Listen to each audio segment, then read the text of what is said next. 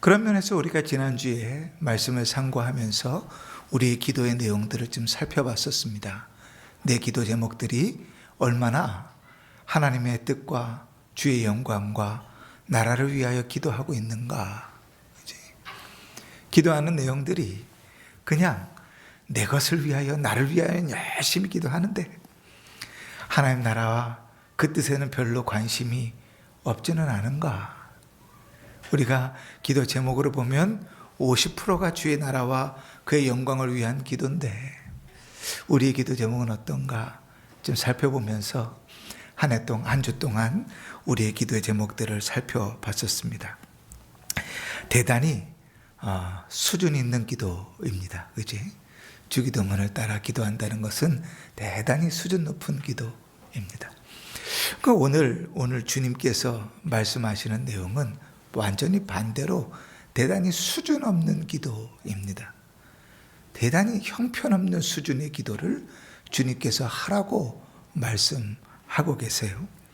우리가 오늘 본문의 9절부터 13절까지 말씀은 마태복음에 우리가 산상보훈에서 나오는 내용이니까 그 순서도 구조도 거의 비슷하게 있어서 그 내용들을 잘 알고 있지만 5절부터 8절까지 있는 주님의 이 비유의 말씀은 내용이 좀 다릅니다. 그죠? 마태복음엔 기록되어 있지 않아요.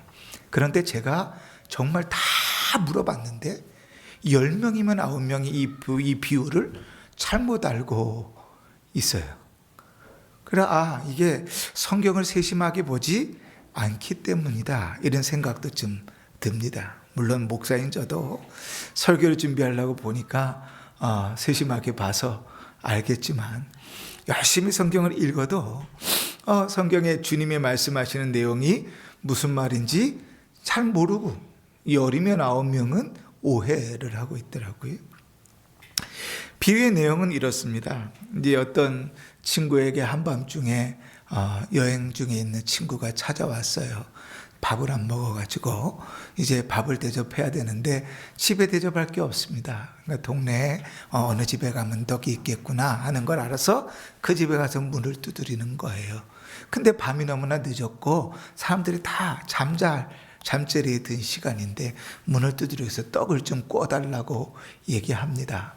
그랬더니 이 친구가 그 간청함을 인하여 떡을 구워줬다 하는 내용으로 우리는 본문을 이해합니다.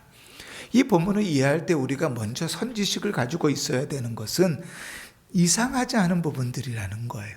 당시의 문화에 비추어 보면 어쩌면 되게 당연한 거예요. 왜냐하면 밤중에 손님이 찾아왔다. 어떻게 그럴 수가 있는가? 아침 일찍 밤에 요즘은요 며느리 자식들 집에도 일찍 연락 없이 안 간다 그러잖아요. 큰일 나는 일이죠. 그런데 밤중 늦게 다 잠자리에 들 시간에 친구가 찾아 들어왔어요.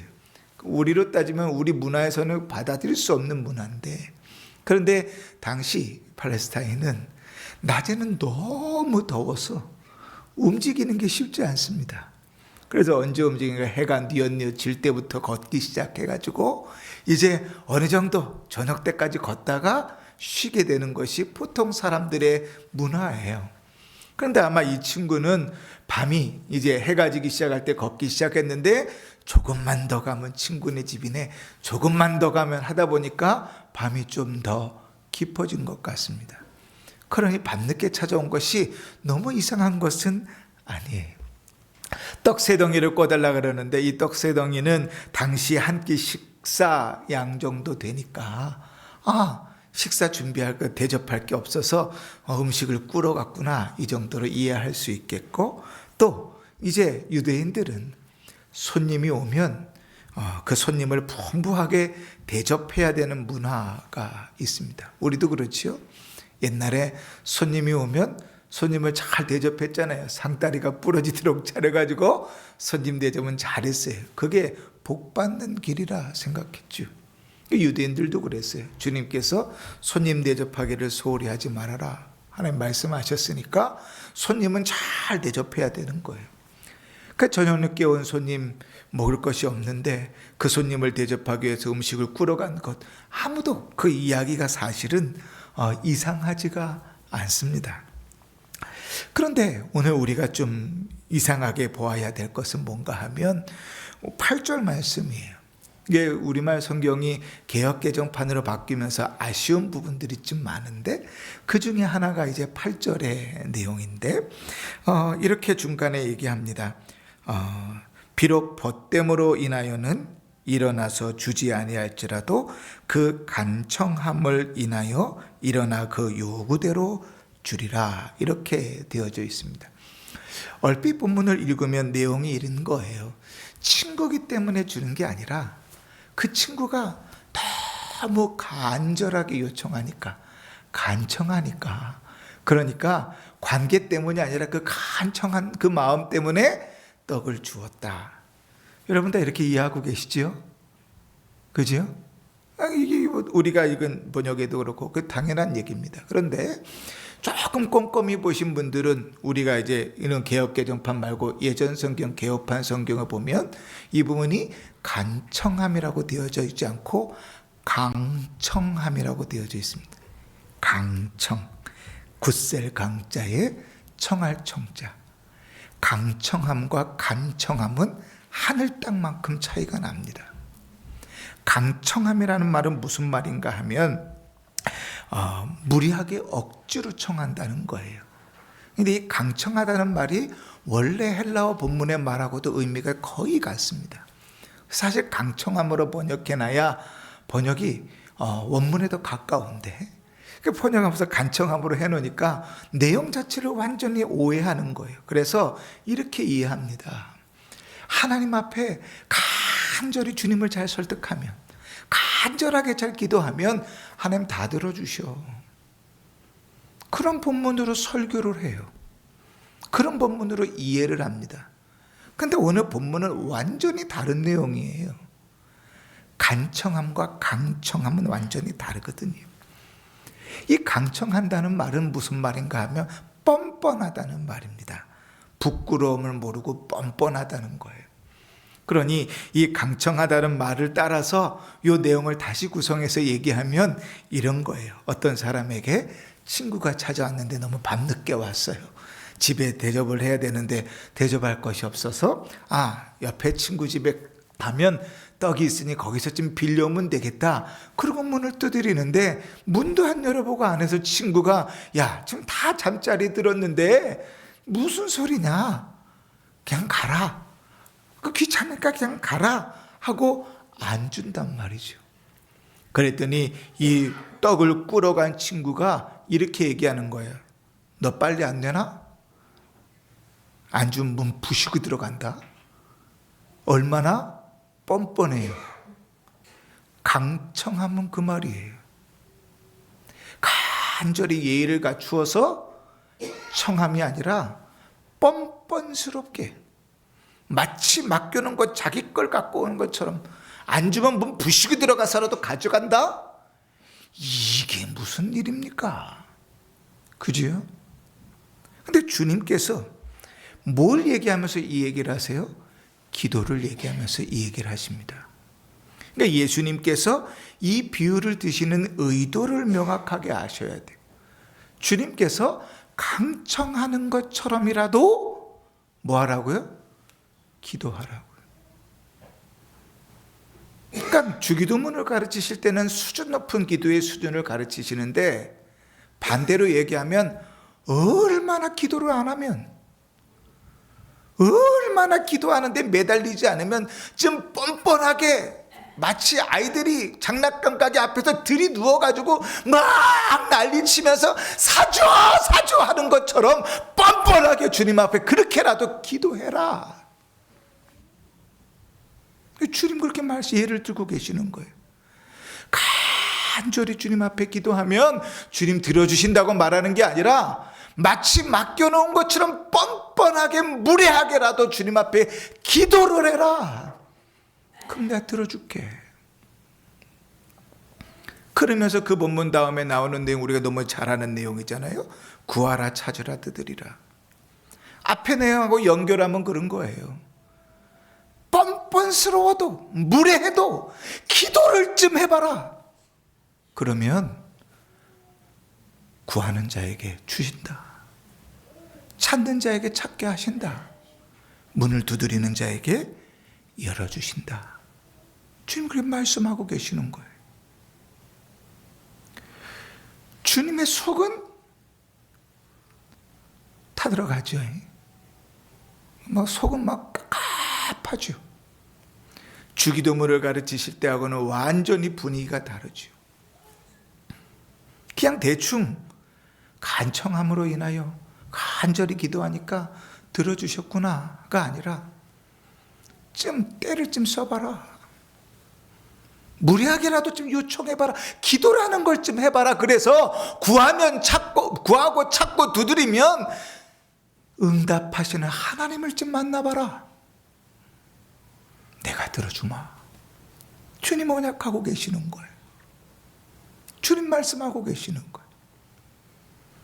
구하고 찾고 두드리라는 것은 점점 강한 점층법을 썼습니다. 구한다는 것은 어떤 것인가?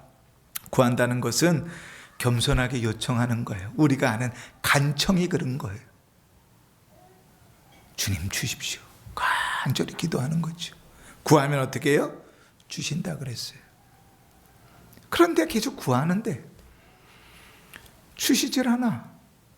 응답이 되지 않아. 그럼 뭐 하라고요? 찾으라. 찾는다는 것은 구하는 것에 하나가 더해지는 거예요. 뭐냐면 행동이 더해지는 거예요. 적극적으로 움직이는 거예요. 찾으라. 문을 두드리라는 건 뭐예요? 구하고 찾았는데 두드리면서 기다리라는 거예요. 주님이 응답하실 때까지. 계속 그렇게 주님 앞에 매달려라. 그러면 하나님께서 뭐 하시겠다고? 주시겠다고 약속하시는 거예요.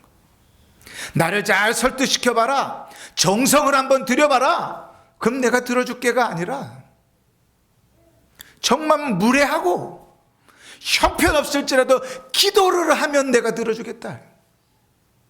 매달려라. 때를 써봐라. 구하고 찾고 두드려봐라. 그럼 내가 응답하겠다. 기도하지 않는 시대, 주님 앞에 구하지 않는 시대를 향하여 주님 말씀하시는 거죠. 여러분, 우리는요 대단히 예의를 갖추어 점잖게 신앙생활을 합니다. 내 삶을 잘 살펴서 이런 것까지 하나님 귀찮게 해두면 되나, 그리고 이런 건 기도하지 않아도 돼, 다 빼고, 그죠? 내가 할 수 있는 거 다 해보고, 이 정도는 내가 할 수 있어, 기도하지 않고 다 빼고, 어떻게 주님을 그렇게 귀찮게 해드릴 수 있어? 그리고 언제 가서 기도합니까? 할 거 다 해보고 정 안 되면 그때 가서야 기도합니다. 살려주십시오. 그러니 맨날 기도가 죽겠다는 얘기고 살려달라는 기도 아니겠어요? 그 삶 가운데 역사하시고 동행하시고 일용할 것으로 먹이시는 하나님을 누리지 못하고 맨날 기적적으로 뒤집어지고 변하는 것만 바라보면서 그게 하나님인 줄 알아요. 어린아이들이 어린아이들이 일찍 철이 들면 그렇습니다. 부모 걱정 안 시키려고 아르바이트하고, 그지? 그렇게 살아요. 중학교, 고등학생인데 자기 용돈 벌어야 돼서 사고 싶은 게 있어서 아르바이트 해가지고 돈 차곡차곡 모아가지고 그거 사요. 한편으로는 대견하지만 한편으로는 부모의 입장에서는 참 속상한 일이죠. 철이 일찍 들어가지고. 근데 신앙생활을 그렇게 한다는 것은 불신한다는 거예요. 믿음이 없다는 거예요. 왜? 하나님 그렇게 가르쳐 본 적이 없거든. 보통 부모들 어떻게 가르칩니까? 너 해야 될 일 잘해라. 네가 어른이 될 때까지, 네가 졸업할 때까지는 내가 책임진다. 그게 내 부모의 역할이다. 열심히 해라. 그잖아요? 사람도 그럴진데 하늘아버지께서 우리에게 우리의 필요를 모르시는 것도 아니고 우리의 모든 것을 아시는 주님께서 왜 안 채우시겠어요? 그죠? 그러니까 세상 사람들은, 이 땅에서 우리의 육신을 갖고 사는 사람들은 일이 철이 좀 일찍 들면 그래도 안쓰러워도 참 크게들 아니네 이렇게 생각하겠지만, 신앙적으로 이런 사람들은 불신한, 믿음이 없는 사람이에요. 성경을 믿지 않는 거예요. 하나님의 말씀을 믿지 않는 거죠. 강청해서라도 기도하라. 근데 여러분 한번 생각해 보세요. 강청하면서 떼쓰는 것 언제까지 그러겠습니까? 우리 최성희 사모님 연세가 됐는데도 이제 갖고 싶은 게 있으면 쇼파 앞에 들이누워서 땡깡 씁니까? 최인성 권사님 연세 정도 됐는데 가지고 싶은 게 있으니까 자식들 앞에서 막 쇼파 앞에 누워갖고 막 사달라고 땡깡 씁니까? 안 그러잖아요. 그죠? 철없는 신앙이 언제까지나 철없지 않아요. 강청하는 기도가 죽을 때까지 강청하는 기도로 가는 경우는 없어요. 그러나 한 가지 확실한 것은 누구나 다 수준 높은 수준의 기도도 있고 철이 든 신앙의 기도도 있지만, 누구나 다 강청하는 기도의 수준에서 기도가 시작돼요. 그리고 그 기도는 그렇게 성장해 가는 겁니다. 우리의 신앙이 자라듯이 기도의 수준도 자라요. 맨날 내 문제만 놓고 달라고만 기도하던 사람이 신앙이 자라면 수준이 옆을 살필 줄 알고, 교회를 돌아볼 줄 알고, 나라와 민족을 위해서 기도할 줄도 안다고요. 신앙의 수준이 자라갑니다. 주님은 기도하지 않는 이들에게, 응답을 기대하지 않는 이들에게 기도하라, 강청하서라도 기도하라고 말하는 거예요. 그래서 구하면 얻고, 찾으면 찾고, 두드리면 열리는 은혜를 경험해봐라. 저를 보세요. 딴 거 하고 계시면 눈이 감겨요. 100%예요. 이 기도에, 구하고 찾고 두드리는 기도의 끝은 마태복음이든 누가복음이든 똑같습니다. 뭐로 끝나냐면 너희 하늘 아버지께서 너에게 가장 좋은 것으로 주시지 않겠느냐로 끝납니다. 오늘 누가복음에는 그 똑같은 의미를 뭐라고 표현했냐면 성령을 너희에게 주시지 않겠느냐 이렇게 끝냈습니다. 여러분, 기도하는 데 있어서 가장 중요한 것은 하나님을 아버지라 부르는가입니다. 수준 높은 기도를 드리든 강청하는 기도를 드리든 주님은 그 기도의 시작과 끝을 뭘로 끝내요? 아버지로 끝냅니다. 그치? 하늘에 계신 우리 어머니요? 그 삼촌이요? 아버지요? 이렇게 시작해요. 강청하는 기도를 마무리하면서 주님은 어떻게 마무리합니까? 너희 하늘 아버지께서. 그죠? 자식이 때를 쓰잖아요. 지금 이제 준이나 태연이 정도 나이가 됐을 때는 안 그러겠지만 모르겠어요. 은서나 이서는 어떨지 모르겠는데 백화점을 딱 데려갑니다. 그러면 또 장난감 코너가 이렇게 있잖아요. 지나가면 막 눈이 막 뒤집어져요.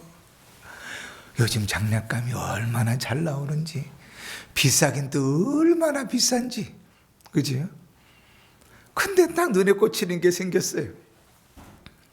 그런데 모르는 아저씨 잡고 그 아저씨 앞에서 들이누워서 저거 사줘라고 떼쓰는 사람 있어요? 없어요. 그런 애들. 애들도 그 정도 알아요. 누구한테 뗐어요? 지 엄마 아빠 앞에서 뗐어요.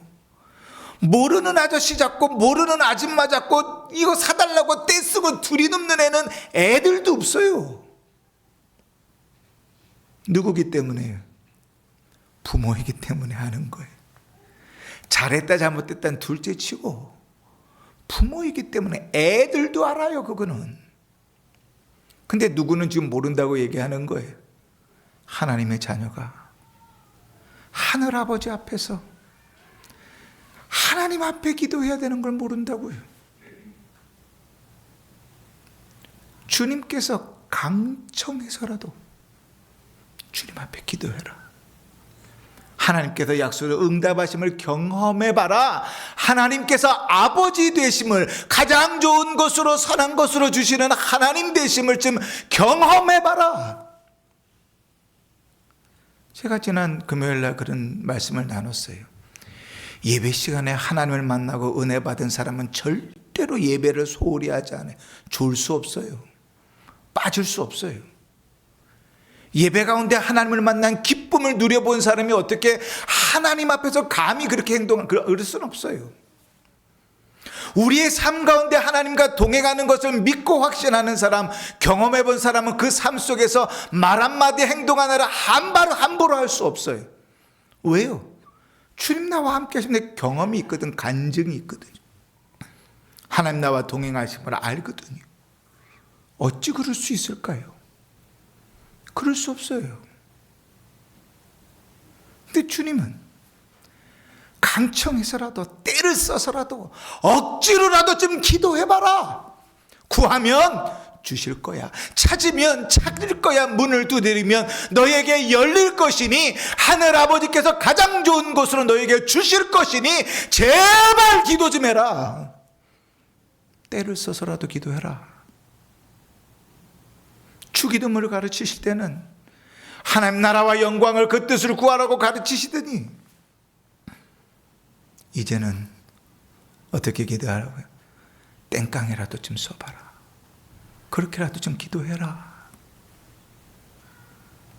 사랑하는 성도 여러분, 어린 자식들이 자라나는데 부모에게 아무런 요구가 없어요. 그럼 여러분 참 좋고 편하시겠어요? 마음이 불편하고 걱정이 되죠. 그게 정상이죠. 그잖아요. 자식을 키우는데 자기가 다 알아서 하겠다고 걱정하지 말래.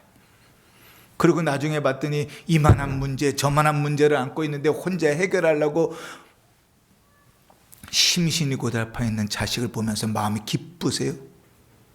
이야, 내 자식이 저렇게 철이 들었구나. 그래, 네 인생 네 것이니 네가 잘 살아봐라. 그 마음이 후련하세요? 그런 부모는 아무도 없어요. 근데 우리 아버지께서 강청해서라도 기도해라. 벗됨을 인하여가 아니라 강청함을 인하여라도 들어주신다.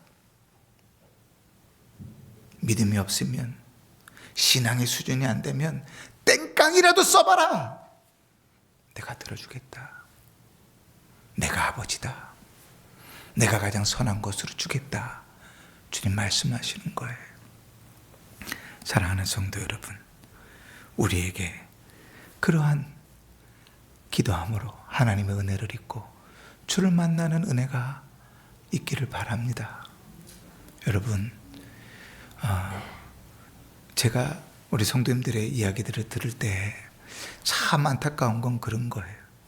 옛날엔 어땠는데 여러분, 거기에 갖추어 살지 마십시오. 그 얘기 무슨 얘기인가 하면 옛날보다 지금 신앙생활이 형편없습니다를 자기의 입으로 돌려 얘기하는 거예요. 그건 자기 흉보는 거예요. 자기 얼굴에 침 뱉는 거거든요. 옛날엔 기도 열심히 했는데, 옛날엔 성경 잘 읽었는데, 옛날엔 전도도 많이 했는데. 그 얘기는 뭐예요? 지금은 그렇게 신앙생활 안 한다는 얘기거든. 그건 자랑거리가 아닙니다. 땅을 치고 울며 기도해야 될 기도 제목이지. 우리의 삶 속에 기도하라, 강청하라 하는 주님의 음성을 오늘 듣고 기도하기를 다짐하시고 다시금 기도의 자리로 나아가 하나님을 만날 수 있길 바랍니다. 다시금 주님 앞에 땡깡을 써서라도 살아계신 하나님을 만나고 그 기쁨을 좀 누리길 바랍니다. 다시금 주님 앞에 어리광을 치더라도 기도함으로 구하고 찾고 두드리는 일들에 응답하시는 하나님을 확신할 수 있기를 바랍니다.